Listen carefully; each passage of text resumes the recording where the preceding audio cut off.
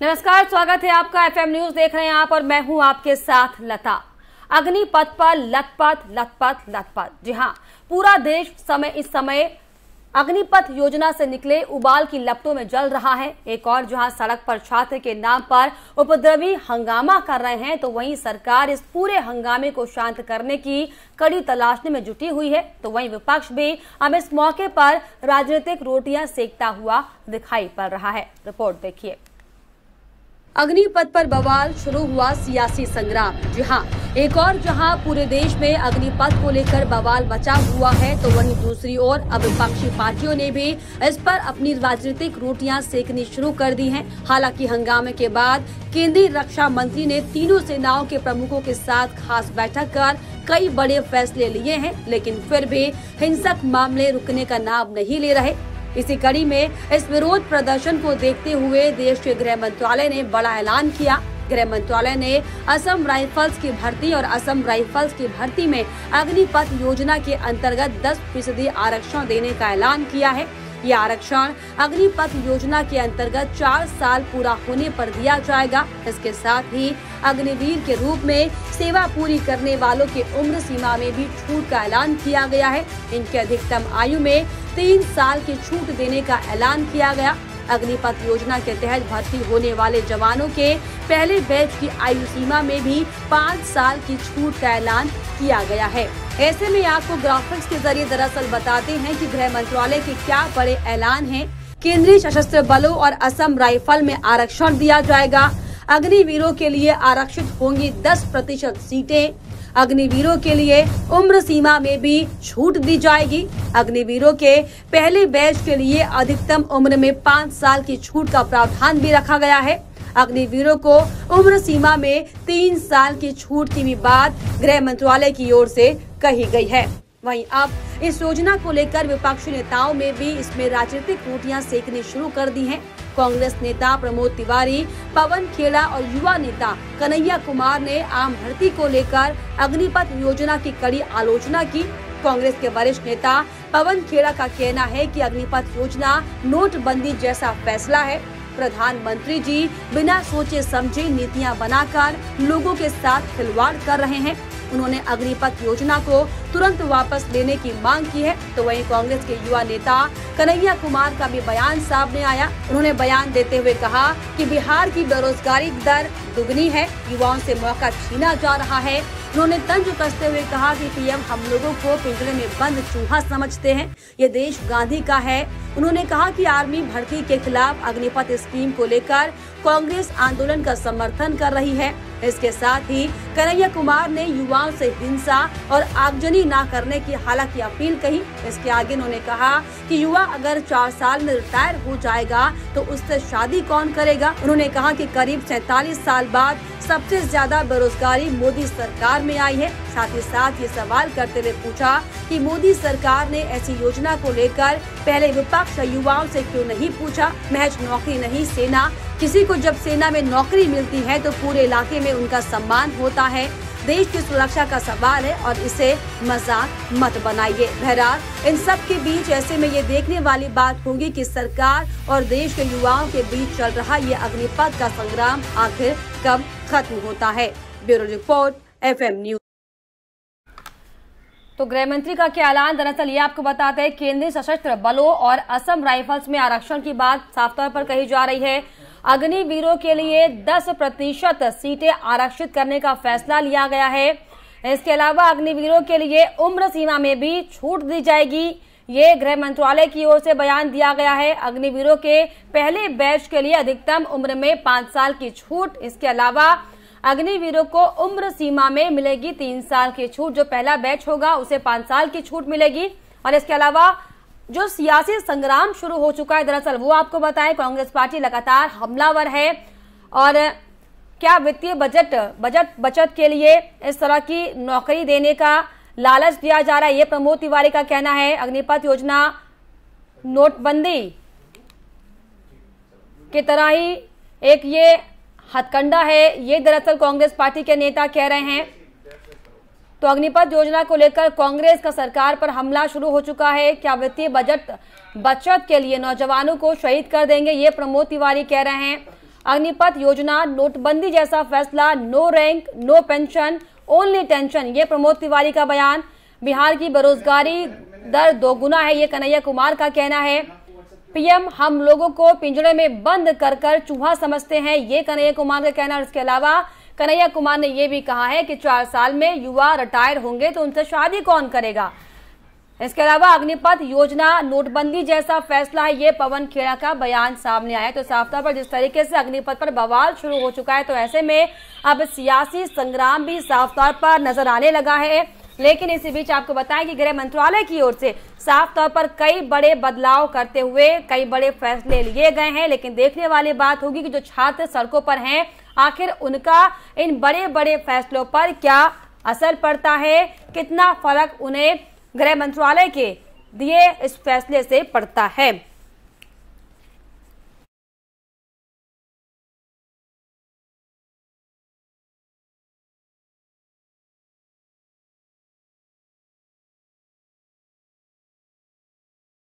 खास चर्चा करेंगे, इस पर खास चर्चा के लिए हमारे साथ खास मेहमान जुड़ रहे हैं, जिसमें बीजेपी प्रवक्ता वैभव अग्रवाल जी हमारे साथ हैं। सर, मैं आपका स्वागत करना चाहूंगी। और इनके अलावा पूर्व मंत्री कांग्रेस के ताजुद्दीन अंसारी जी हमारे साथ जुड़ गए। सर, आपका भी मैं स्वागत करना चाहूंगी सर एफएम न्यूज पर।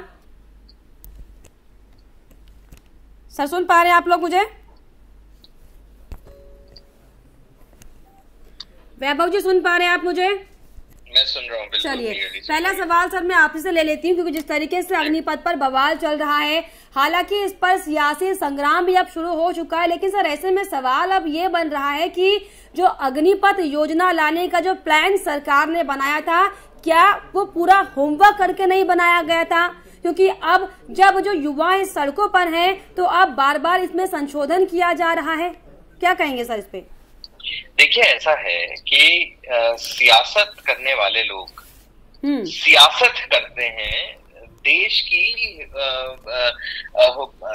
की सेवा नहीं करते। ये तो आज से नहीं, ये तो कब से चला आ रहा है। सियासत करने वाले लोग सियासत किए जाते हैं, सेवा करने वाले लोग वतन पे अपनी जान निछावर करे जाते हैं। तो आप देखें कि कब से, पता नहीं कितने सालों से, मैं तो शायद तब पैदा भी नहीं हुआ था, तब से शॉर्ट सर्विस कमीशन जो आर्मी में और फोर्सेस में एसएससी करके है, तो वो तो 4 साल की सर्विस पहले से थी। उसमें तो अभी उल्टा अग्निपथ योजना में तो सैलरी बढ़ा दी गई है, जो पर्क्स है वो बढ़ा दिए हैं, इंश्योरेंस हो गई है, और सारे और फुल टाइम जॉब अपॉर्चुनिटी मिल गई है। आर्मी स्कूल्स हैं, आर्मी एकेडमी है, जो भी सारे अपने देश के एजुकेशन इंस्टीट्यूट्स हैं, उनमें सब में रिजर्वेशन रहती है आर्मी के बच्चों के लिए, आर्मी वालों के लिए। तो उसमें एक वो वहां पे भी चल रहा है, आप पढ़ाई कर सकते हैं साथ में, आप चाहें तो, कोई आपको रोक टोक नहीं है। मतलब ये अगजनी करके और ये दंगे करके क्या दिखा रहे हैं ये लोग? देश की सेवा कर सकते हैं क्या? ये जिस तरह अग्नि जला रहे हैं या राजनीति कर रहे हैं, ये लोग देश को जला रहे हैं और देश की आर्मी में भर्ती होकर देश की सेवा करना चाहते हैं। मुझे समझ नहीं आया ये कैसा पेट्रियोटिज्म है, ये कैसा जुनून है देश की सेवा करने का। चलिए वैभव जी, आपको रोकना चाहूंगी। हमारे साथ retired wing commander MJ Austin Vinod ji भी जुड़ गए, जो कि रक्षा विशेषज्ञ हैं। सर, मैं आपका स्वागत करना चाहूंगी। तो पहले मैं एक सवाल विनोद जी से लूंगी, उसके बाद मैं कांग्रेस के पास आती हूँ, ठीक है सर? तो विनोद जी, जिस तरीके से सर आप रिटायर्ड विंग कमांडर हैं, रह चुके हैं, ऐसे में सर आप इसको कैसे समझ रहे हैं कि जो 4 साल की सेवा देने का जो प्रावधान बीजेपी कह रही है, क्या आपको लगता है कि ये सही फैसला है? एक छोटा सा करेक्शन करूंगा, मैं रिटायर्ड ग्रुप कैप्टन हूँ, लेकिन सवाल आपका बिल्कुल ही योग्य सवाल है और इसका मैं संक्षेप में और एक मैथमेटिकल जवाब देता हूँ। पहला मैथमेटिक्स इसका ये है कि सुरक्षा, आप कोर इशू को देखिएगा, हमारा कोर इशू है देश की सुरक्षा। उसमें हमें कोई कमी बरत नहीं सकते हम, yes or no? तो देश की सुरक्षा में आज के तारीख में बाधा क्या बन रहा है? जो डिफेंस बजट है वो एक सीमित बजट होता है। वो सीमित बजट में आपको लोगों को जो सर्व कर रहे हैं उनको पेमेंट भी देना है, जो रिटायर हो चुके हैं उनको पेंशन भी देना है। उसके अलावा जो हमने ऑलरेडी खरीदा हुआ साजो सामान है, गन्स है, तोप है, हवाई जहाज है, उनको चलाना भी है, उसकी मरम्मत भी करना है। और उसमें से जो बचा कुचा है उसको हमें फौज की जो मॉडर्नाइजेशन में लगाना है। तो आप जब देखते हैं, आप इसको एक ग्राफिकली रिप्रेजेंट कर सकते हैं। ग्राफिकली ये रिप्रेजेंट कर सकते हैं कि उसका जो पेंशन का जो एक्सपेंडिचर है वो ऊपर की ओर ही जा रहा है, वो स्टेबलाइज नहीं हो रहा है। आप समझ रहे हैं मेरी बात? क्योंकि 15 साल में जो रिटायर हो रहे हैं आज की तारीख में, और उनका जो संख्या है बढ़ता ही जा रहा है, और पेंशन में वृद्धि भी हुई है। पेंशन में जो टीए डीए वगैरह जो डियरनेस अलाउंस भी लग जाता है, तो हर साल वो भी एक इंक्रीमेंट के तौर पे वो भी ऐड हो जाता है। तो आपको क्या नजर आता है कि जो मॉडर्नाइजेशन जो हमें करना है, उसका जो अकाउंट है वो एकदम घटता जा रहा है। और इसकी भरपाई हम दो तरह से कर सकते हैं।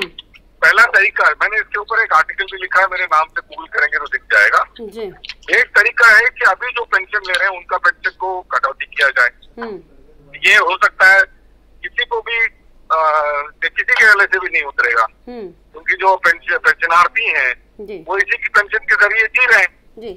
और एक शब्द में आपका मैं आंसर लेना चाहूंगी कि ये सही है या गलत, आपको क्या लगता है, सही या गलत? नहीं, ये इसमें कोई दो राय नहीं है। ये एक टेस्टेड चीजें हैं और बिल्कुल ही सही है। और इसीलिए मैं कह रहा हूँ सही है, क्योंकि जो टूर ऑफ ड्यूटी जो होती है ना, टीओडी, टूर ऑफ ड्यूटी से जो 2 या 4 साल, 1 साल भी काम करके आदमी वेटरन बन जाता है यूनाइटेड स्टेट्स ऑफ अमेरिका में। अभी आप बोलेंगे कि यूनाइटेड स्टेट्स ऑफ अमेरिका और इंडिया को आप तुलना नहीं कर सकते, कर सकते हैं, क्योंकि आज के तारीख में सबसे बड़ा, दुनिया के सबसे बड़ा संख्या में सबसे बड़ा फौज पता है कौन सा है? वो है वियतनाम। उसका अगला सबसे बड़ा फौज कौन सा है? South Korea. नॉर्थ कोरिया आज के तारीख में संख्या में सबसे बड़ा फौज है इंडिया से। चलिए, कुल मिला के एमजे ऑस्टिन जी, आपका ये कहना है कि जो ये नया प्रावधान सरकार ला रही है वो कहीं ना कहीं युवाओं के लिए बेहद ज्यादा मददगार साबित होगा। चलिए, मैं ताजुद्दीन आपके पास आना चाहूंगी। जिस तरीके से जो सड़क पर हंगामा हो रहा है, कांग्रेस पार्टी जिस तरीके से उनका समर्थन कर रही है, और ये लगातार हमला भारतीय सरकार पर किया जा रहा है कि जो फैसला है ये गलत है, इसे वापस ले ले। ताजुद्दीन जी, आप इसको कैसे समझ रहे हैं? हालांकि हमने हमारी अक्सर विशेषज्ञ से भी बात, उनका इस साफ तौर पर कहना है कि कहीं ना कहीं ये जो प्रावधान नया सरकार लाने की कोशिश कर रही है ये युवाओं के लिए बेहद ज्यादा बेटरमेंट वाला होगा। आप क्या कहेंगे इस पर? सही बात यह है कि किसी भी योजना को लागू करने से पहले इसका नफा नुकसान की बात की जाती है। मिसाल के तौर पे आज अगर ऐसा नहीं होता तो आप संशोधन करने की जरूरत क्या थी सरकार को? सरकार अगर सिविल इसकी लेजिटिमेसी कर दी जाती है तो इसमें क्या चीजें हो सकती है? आज मेरे मुल्क का। अच्छा अंसारी जी, जो ये हंगामा लोग सड़क पर कर रहे हैं ये आपके लिए सही कि गलत है? आपके हिसाब से क्या लगता है? इस तरीके से विरोध करना चाहिए सरकार का अपनी बातों को रखने के लिए? क्या कहते हैं आप इस पर? मोहतरमा, मैं उसकी मजम्मत करता हूँ। आज बिहार में 200 करोड़ का रेलवे का नुकसान हो गया, तो हमारे देश की संपत्ति का नुकसान हुआ है। और चाहे आप पानीपत में देखिए, हरियाणा में देखिए, यूपी में देखिए, जगह जगह इसका विरोध हो रहा है। आज सरकार संशोधन कर रही है, तो ये संशोधन करके शुरू जब योजना लागू की गई थी तो उस वक्त सोच सकते थे तो लेजिटिमिटी कहाँ तक आएगी? ये सरकार का भी काम था। और मैं सभी लोगों से यह अपील करूंगा कि देश की संपत्ति को नुकसान न पहुंचाए। ये आपकी हमारी सबकी संपत्ति है, हिंदुस्तान की संपत्ति है, कोई भी हो। और कांग्रेस की बात जहाँ तक आप कर रही है, कांग्रेस नहीं चाहती कि देश का कोई नुकसान है। तो अंसारी जी, कहीं ना कहीं क्या आप इस बात को मान रहे हैं कि कांग्रेस पार्टी विपक्ष के तौर पर थी, मजबूत थी या नहीं थी, इसको लेकर तो सवाल सब पूछ ही रहे हैं, लेकिन क्या आप इस बात को मानते हैं कि आप युवाओं के मुद्दों को सरकार के सामने नहीं रख पाए, जिसका नतीजा ये रहा? क्या इसे आप समझेंगे? सच्चाई की बात तो है कि युवाओं को हम अपनी बात सही से नहीं रखता है। आज से 3 साल का टाइम बढ़ाया और ये बात पहले की जाती तो शायद ये नौबत नहीं आती।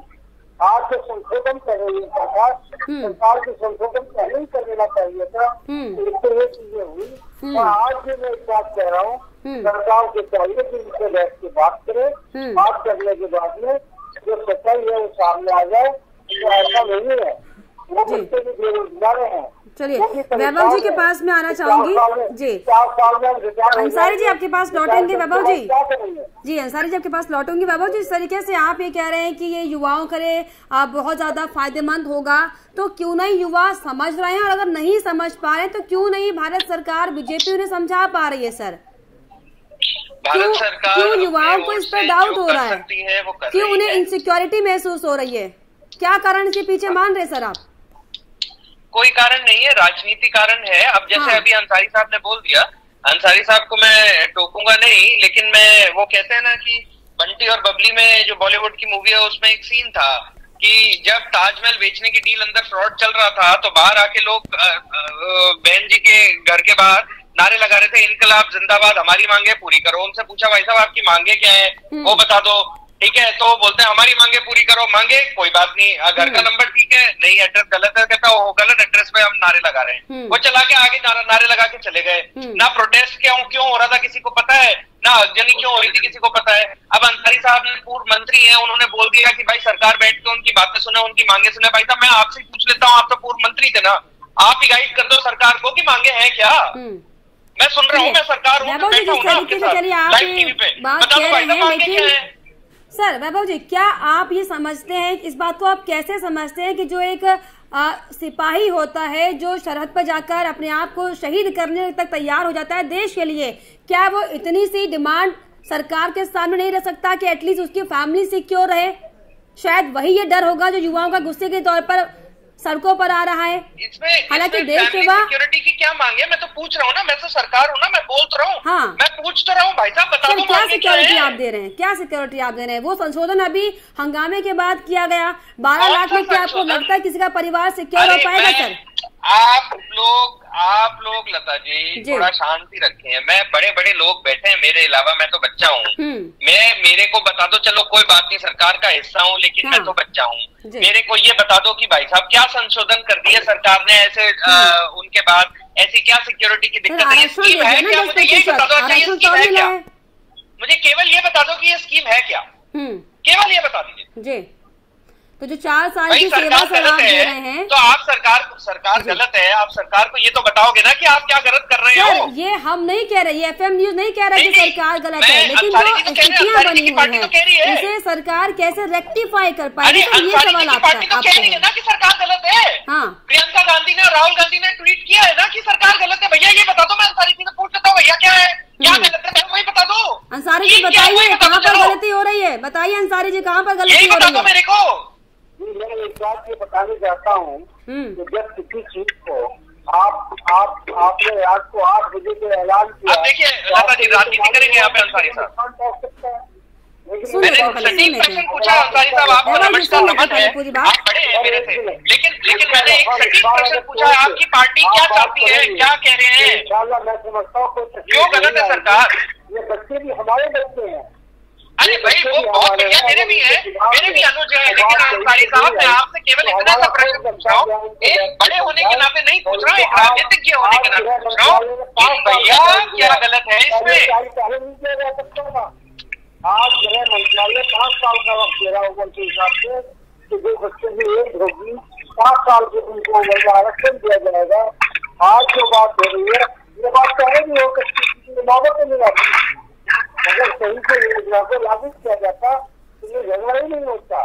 और आज भी एक बात बताऊँ, मैं सबसे एक दरखास्त करना चाहूँगा, तमाम बच्चों से ये बात करूँगा कि आप विरोध करें, लेकिन देश की संपत्ति को नुकसान बिल्कुल ना पहुँचाए।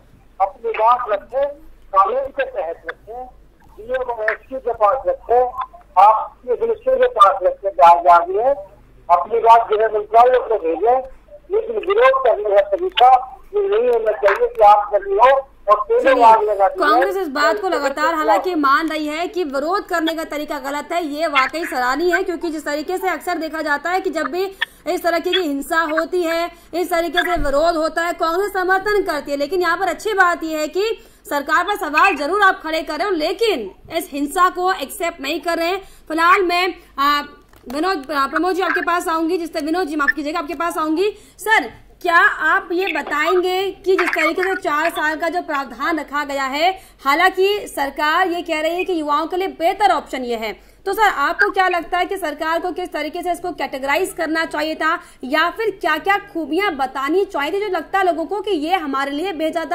गोल्डन अवसर के तौर पर हम देखें, क्योंकि बच्चे नहीं समझ पा रहे हैं शायद इस बात को कि उनके लिए आगे क्या आयाम खुलेंगे। इसको सर आप कैसे समझाएंगे? जी, मैं आज आपको पहले एक गणित समझाया, अभी दूसरा गणित समझाता हूँ और इसको ध्यान से सुनेंगे, सभी सुनेंगे तो सबके लिए अच्छा है। तो जब 10 या 15 साल पहले या 20 साल पहले जब हमने फौज ज्वाइन की थी, उस समय फौज एक मात्र विकल्प था नौकरी पाने के लिए, बाकी मतलब अच्छा नौकरी पाने के लिए, बाकी सिविल एरिया में विकल्प कम था। ये मैं लेट 70s और अर्ली 80s की बात कर रहा हूँ। बट आज के तारीख में एमएनसीज आ गई हैं, लोगों के पास खुद एंटरप्रेन्योर बनने की कैपेबिलिटी आ गई है, ओपन स्कूल्स आ गया है, ओपन कॉलेजेस आ गए हैं। लोग आते ही 2 या 3 साल में ग्रेजुएशन कर लेते हैं। 12वीं के बच्चे 17 साल में मैं फौज में आया, आज मैं एमफिल, पीएचडी, एमएससी सब करके निकला हूँ फौज। आप समझिए इस बात को। तो आज ये गणित जो समझाने जा रहा हूँ, आप इसको टिकर टेप में चलाइए और सभी को बताइए, हर बार बताइए। जो आज फौज में ज्वाइन करता है, जो पेंशनार्थी के तौर पे निकलने की काबिल रखता है, 15 साल 20 साल की नौकरी के लिए ज्वाइन करता है, वो 4-5 साल में फौज छोड़ने के लिए अर्जी दे देता है। क्यों? क्योंकि वो तब तक ग्रेजुएशन कर लेता है, उसको लगता है कि अपनी जवानी उसने दे दी 4-5 साल फौज को, अभी उसे बाहर जाके कुछ करना चाहिए, अपने परिवार के लिए कुछ करना चाहिए। लेकिन ऐसे लोगों को तुरंत नहीं निकाला जा सकता है। अब उनको उनकी अर्जी मानी नहीं जा सकती है। फिर भी 50 से 60% लोग जो हैं 4 या 5 साल में आज के तारीख में जो ज्वाइन कर रहे हैं, वो लोग निकलना चाहते हैं। क्यों? क्योंकि उनको बाहर अच्छा विकल्प अवेलेबल है और फौज में रहते रहते उन्होंने अपनी पढ़ाई और वो सारी चीजें उन्नति रास्ते और ज्यादा बेहतर हो जाते हैं। और दूसरी बात आपको मैं बताऊं, बहुत इम्पोर्टेंट बात, ये 25% लोग जो हैं जिनको हम परमानेंट देने की बात कर रहे हैं, उतना भी हो सकता है फौज को ना मिले, क्योंकि 4 साल बाद ये 75% तो जाएंगे ही जाएंगे। इनफैक्ट लोगों को 75% में आने के लिए अर्जी देनी पड़ेगी। ऐसा सिचुएशन है, क्योंकि एक बार जब आपकी चक्षु खुल जाते हैं, आप अपने गांव से निकल के फौज में आ जाते हैं, काफी लोगों से मिलते हैं, पढ़ाई करते हैं और सही जगह देखते हैं और अपनी पढ़ाई में उन्नति कर लेते हैं, 20 लाख रुपए पॉकेट में आ जाता है। आपको लगता है कि भाई 4 साल बहुत हो गया फौज में, और फौज की जिंदगी इतनी आसान जिंदगी नहीं है, 4 साल बहुत हो गया, अभी मुझे बाहर जाके कुछ करना चाहिए। तो ये जो लाया है सरकार ने, इसको मैं तो बोलूंगा एक ब्लेसिंग की तरह देखें, क्योंकि आपको वेटरन का दर्जा भी मिल गया, अग्निवीर का दर्जा भी मिल गया, 21-23 साल में आपके पॉकेट में 20 लाख रुपए भी मिल गया। आप बाहर जाके वेटरन की सारी चीजें ले सकते हो और अपना कुछ कर सकते हो। इसके अलावा 10% क्या बोलते हैं, सीएपीएफ में आपका रिजर्वेशन है, स्टेट पुलिस में रिजर्वेशन है। तो ये अग्निवीर का जो है, अगर आज अग्निवीर होता तो आज मैं चला जाता, इतना बढ़िया सिचुएशन है। चलिए ताजुद्दीन जी, आपके पास में आऊंगी। जिस तरीके से आपने सुना कि विनोद जी का, और इस मैथमेटिक्स को समझाइए लोगों। बिल्कुल ताजुद्दीन जी, मैं आपके पास आना चाहूंगी। जिस तरीके से विनोद जी ने बताया कि जो ये अग्निवीर बनाने वाला जो कॉन्सेप्ट है वो बहुत ज्यादा बेहतर कॉन्सेप्ट है, क्योंकि इसमें जो वो 4 साल होंगे, बेस्ट डिसिप्लिन बच्चे बनेंगे, अपने जो आगे के फ्यूचर है उसको लेकर डिटरमाइंड हो जाएंगे। तो क्या आपको लगता है कि ये बच्चों को समझना चाहिए कहीं ना कहीं, या फिर आपको लगता है कि खामियां हैं इसमें, ये सिर्फ बरगलाने का एक तरीका है?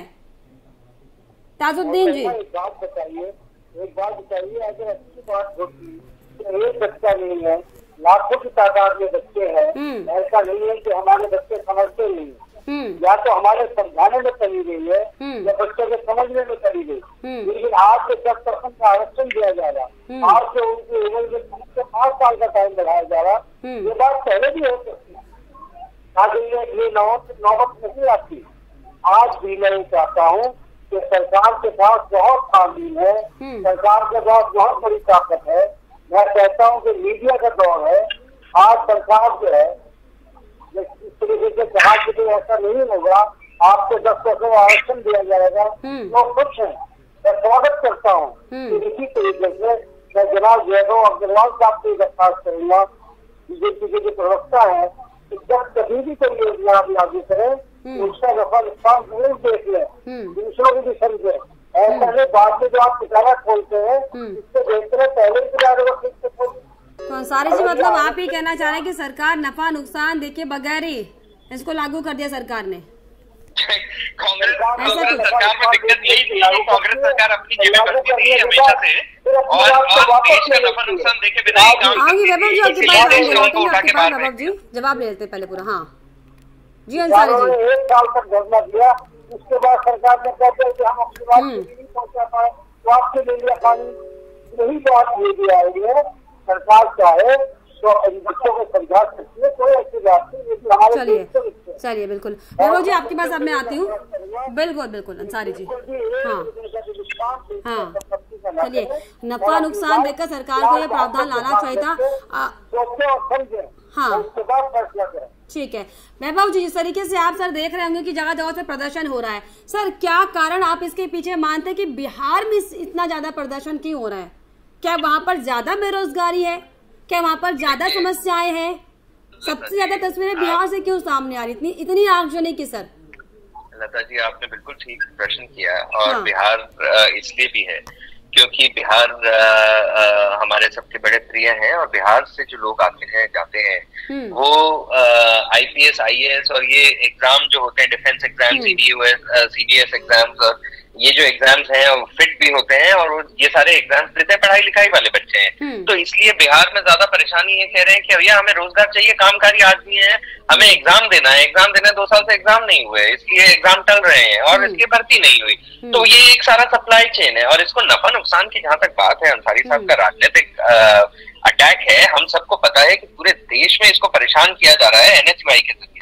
NSUI कांग्रेस की यूथ विंग है, जैसे भाजपा की यूथ विंग है, हाँ, तो भाजपा युवा मोर्चा है जैसे, वैसे ही NSUI की यूथ विंग है। तो ये बड़ी दिक्कत की बात है कि कांग्रेस यहाँ पे बैठ के कुछ और बोलती है और वैसे बड़ा झूठ बोलती है। इनको पता होना चाहिए कांग्रेस को कि बिना नफा नुकसान के आर्मी और फोर्सेस जो होती हैं, आर्मी, एयरफोर्स, नेवी, ये सब नहीं चल सकते। तो आपको समझ आना चाहिए कि अमेरिका का एग्जाम्पल देता हूँ मैं। अभी हमारे विंग कमांडर साहब ने बोला मेरा परिवार बड़ा डेकोरेटेड है ना, आर्मी और एयरफोर्स में। तो मैं आपको बताऊं कि उन्होंने आर्मी का एग्जाम्पल, अमेरिकन आर्मी का एग्जाम्पल दिया। तो अमेरिकन आर्मी का एक सोल्जर, उसको $20,000 लगते हैं लगभग, उसको केवल ड्रेस करने में, केवल ड्रेस अप करने में। यानी उसकी गन, हेलमेट, गॉगल्स और उसका कम्युनिकेशन गियर $17,000 का है। $3,000 के उसके कपड़े हैं। तो करीब $20,000 लगते हैं एक आदमी को ड्रेसिंग देने में, और उसका फिर ऊपर से एयर कंडीशनिंग, ट्रेवल अलाउंस, उसका खाना पीना, सुरक्षा, बख्तरबंद गाड़ी, बुलेट्स। तो आप, ये मजाक की बात नहीं हो रही है यहाँ पे। अगर सरकार ने एक प्लान किया है तो देश के बच्चों को उसके साथ राजनीति करने की जगह, अगर बिहार के लड़के हैं, बच्चे हैं और देश के बाकी बच्चे हैं, तो इनको इतनी समझदारी होनी चाहिए कि लोकल ब्रिगेडियर होता है, जो लोकल कैंटोनमेंट एरिया होता है, वहां जाके अगर धरना देना है तो वहां देखे ब्रिगेडियर वहां पे बैठे, वो बताएंगे। ब्रिगेडियर जो होते हैं लोकल स्टेशन पे, जो सिटी स्टेशन होते हैं, अर्बन स्टेशन जो होते हैं, उन पे ब्रिगेडियर्स को एम्पावरमेंट होती है पब्लिक के साथ डीलिंग करने की। उसमें कोई इसमें वो नहीं है कि वो बॉर्डर एरिया है या नहीं है। यहाँ तक बॉर्डर एरिया में भी ब्रिगेडियर CSR एक्टिविटी करता है, जो कि स्टेशन इंचार्ज होता है, CO होता है, कमांडिंग ऑफिसर। तो आप ये गलत धारणा बनाई जा रही है, राजनीतिक फायदा उठाया जा रहा है पूरी सिचुएशन का। दुनिया में भारत के नाम को प्रधानमंत्री मोदी जितना आगे कर रहे हैं, उसको नीचा दिखाने की कोशिश की जा रही है, दंगे भड़का के और ये सब रॉयट्स करवा के। तो इसमें ये कोई अचंभे की बात नहीं है, और कांग्रेस इसलिए इतना किस पर आरोप लगा रहे हैं आप? किस पर आरोप लगा रहे हैं?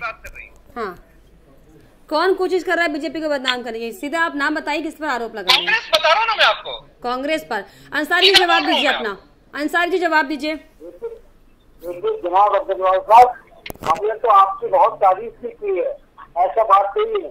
जब आप अच्छे काम करते हैं तो हम तारीफ करते हैं आपकी, लेकिन जब ये जनता से पूछिए, आज महंगाई मैंने तो बढ़ाई नहीं, आपने बढ़ाई है। आप एक बात बताइए, बेरोजगारी मैंने तो बढ़ाई नहीं, आपने बढ़ाई है।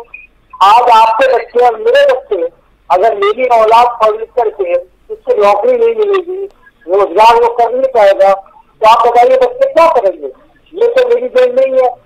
मैंने कांग्रेस का जमाना देखा है, मैं कांग्रेस में रहा हूँ, मैं कमीशन में रहा हूँ, तो आपकी जेब में भी पैसे होते थे, मेरी जेब में पैसे होते थे। अंसारी जी, आपने तारीफ करी हमारी और हमारी सरकार की, उसके लिए नवाजिश और शुक्रिया अदा करता हूं मैं आपका। और आपके जैसे नेता अगर कांग्रेस में आ जाए जो सोच समझ के बात करते हैं और दंगे भड़काने में और एकदम सहानुभूति रख के काम करते हैं और देश के साथ जवाब देते हैं, तो मुझे बहुत अच्छा लगेगा। मैं आशा करता हूँ कि बाकी सब लोग तालीम में हम आगे निकले, लेकिन 10,000 रुपए की नौकरी इंजीनियर को नहीं मिल गई। जो लड़का सिविल इंजीनियर है वो आज 10,000 रुपए की नौकरी से नहीं मिल रहा है। स्टार्टिंग सैलरी, पहले दिन की सैलरी जो है वो 17,000 रुपए है, 17,000 रुपए है। चलिए वैभव जी, चलिए जिस तरीके से, हाँ सर देखिए, जिस तरीके से आप 4 साल का ये पीरियड आप बता रहे हैं, इसके बाद सर जिस तरीके से इन्फ्लेशन बढ़ रहा है, इन्फ्लेशन हम अगर देखें, वैभव जी आपसे बात करूंगी सीधे। वैभव जी मैं आपसे बात करूंगी। वैभव जी मैं आपसे सवाल एक सवाल का जवाब दीजिए। मैं भी आम नागरिक हूँ, मेरे परिवार के सदस्य भी इसमें जा सकते हैं। मेरा सवाल आपसे बनता है सर, आपसे एक सवाल में जानना चाहूंगी कि अगर आप 4 साल का जो टाइम पीरियड रख रहे हैं सर, इन्फ्लेशन अगर आप देखिए किस तेजी के साथ बढ़ रहा है, और 4 साल के बाद आप एक मुश्त अमाउंट देकर अगर आप ये बोल देंगे सर कि आपका फ्यूचर सिक्योर हो गया, कौन मानेगा सर आपकी बातों को? बताइए। मेरी प्रिय लता जी, मैं आपसे दरखास्त करूंगा कि आप मेरी बात 10 सेकंड के लिए यदि सुन लेंगे तो आप समझ आ जाएंगे, जो आपका प्रश्न है उसका उत्तर स्वयं मिल जाएगा।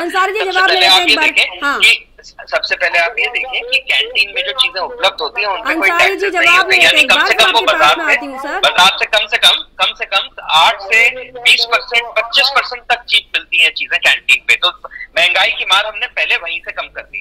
कैंटीन को पूरे परिवार का एक्सेस होता है, ठीक है। एसएससी, और ये चीज हम 4 साल का टेन्योर नहीं शुरू कर रहे हैं, ये 4 साल का टेन्योर पता नहीं कब से चल रहा है। मेरे ख्याल से विनोद जी बेहतर रहेंगे इसको बताने में। एसएससी, शॉर्ट सर्विस कमीशन, तो बचपन से देखते आए हैं हम, हमारे मित्र लोग भी शॉर्ट सर्विस कमीशन में, और आज तक कैप्टन और कहाँ वेटरन बने हैं और आज तक उसका फायदा उठा रहे हैं, जब अपने नाम के आगे कैप्टन लगाते हैं। इंटरनेशनल ट्रैवल कर रहे हैं, सारी यूनिवर्सिटीज में एडमिशन मिल जाती है एकदम से। हार्वर्ड में जाने में फीस सब्सिडाइज है अगर आप इंडियन आर्मी के या दूसरे देशों की आर्मी के सोल्जर हैं तो आप समझे बात। आप सोल्जर का टैग लगता है, ये कोई 17,000 रुपए की तनख्वाह की बात नहीं हो रही है। यहाँ पे आपको उनकी फैमिली और उनको के पास बनता है, उस पे परिवार में रेलवे पे छूट है, सारे लोकल ट्रांसपोर्ट पे छूट है। क्या बात कर रहे हैं? तो क्या ये सुविधाएं इसमें भी मिलेंगी? क्या अग्निपथ योजना में भी तमाम सुविधाएं दी गई हैं? प्रावधान है इसमें इसका कि कैंटीन की सुविधा आपको मिलेगी? केवल फुल टाइम एम्प्लॉयमेंट नहीं है, कॉन्ट्रैक्चुअल एम्प्लॉयमेंट है, शॉर्ट सर्विस कमीशन, बड़ी सिंपल बात है इसकी। बाकी सारी जो चलिए, एक तरफ बीजेपी ये कह रही है कि बड़ी सिंपल बात है, लेकिन कांग्रेस ये कह रही है कि ये जो डिसीजन लिया गया गलत डिसीजन। लेकिन फिलहाल ये देखने वाली बात होगी कि कैसे सरकार प्रदेश में अलग अलग जगह पे सर जो हंगामा हो रहा है उसको किस तरीके से आप शांत कर पाते हैं। फिलहाल आप तीनों का बहुत शुक्रिया मुझसे जुड़ने के लिए। वैभव जी आपका भी, अंसारी जी आपका भी और विनोद जी आपका भी। तो लगातार जिस तरीके से आपको बताया कि अलग अलग जगह से जो हमने तस्वीरें देखी कि किस तरीके से लोगों में गुस्सा है, लोग सड़कों पर उतरे हुए हैं, लेकिन ऐसे में बीजेपी लगातार ये कह रही है कि उनकी तरफ से जो फैसला लिया गया वो सही है, लेकिन कांग्रेस पार्टी के नेता इस पर लगातार सवाल खड़े कर रहे हैं। लेकिन फिलहाल ये देखने वाली बात होगी कि अब आने वाले समय में, हालांकि संशोधन जो पिछले दिनों सरकार की तरफ से किया गया, इसको लेकर भी जो छात्र हैं, जो बच्चे हैं, जो छात्र हैं, जो युवा है, वो नाखुश दिखाई पड़ रहे हैं। लेकिन आगे किस तरीके से सरकार उन्हें मना पाती है, ये देखने वाली बात होगी।